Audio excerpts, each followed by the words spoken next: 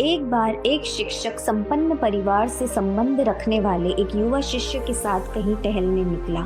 उन्होंने देखा कि रास्ते में पुराने हो चुके एक जोड़ी जूते उतरे पड़े हैं, जो संभवतः पास के खेत में काम कर रहे गरीब मजदूर के थे, जो अब अपना काम खत्म कर घर वापस जाने की तैयारी कर रहा था। शिष्य को मजाक सूझा। उसने शिक्षक से कहा, गुरुजी, क्यों ना हम ये जूते कहीं छिपा कर झाड़ियों के पीछे छिप जाएं? जब वो मजदूर इन्हें यहाँ नहीं पाकर घबराएगा तो बड़ा मजा आएगा। शिक्षक गंभीरता से बोला, किसी गरीब के साथ इस तरह का भद्दा मजाक करना ठीक नहीं है। क्यों ना हम इन जूतों में कुछ सिक्के डाल दें और छिपकर देखें कि इसका मजदूर पर क्या प्रभाव पड़ता है। शिष्य ने कुछ ऐसा ही किया और दोनों पास की झाड़ियों में छिप गए। मजदूर जल्द ही अपना काम खत्म कर जूतों की जगह पर आ गया।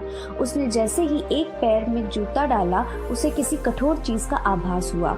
उसने जल्दी से जूते हाथ में लिए और देखा कि अंदर कुछ सिक्के पड़े थे।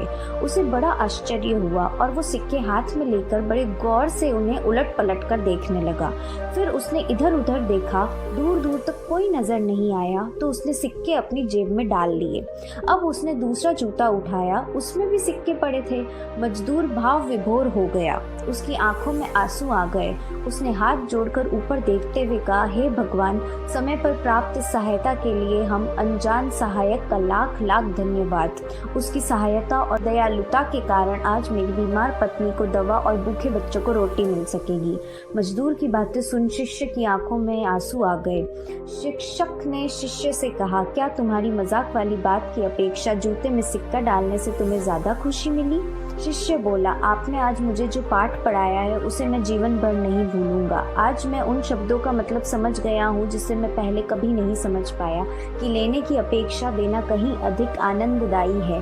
देने का आनंद असीम है। दोस्तों, सचमुच जॉय ऑफ गिविंग से बढ़कर और कोई सुख नहीं है। हमें इस कहानी से शिक्षा लेते हुए अपनी अपनी क्षमता के अनुसार जरूर कुछ न कुछ दान देना चाहिए और जरूरतमंदों की हर संभव मदद करनी चाहिए।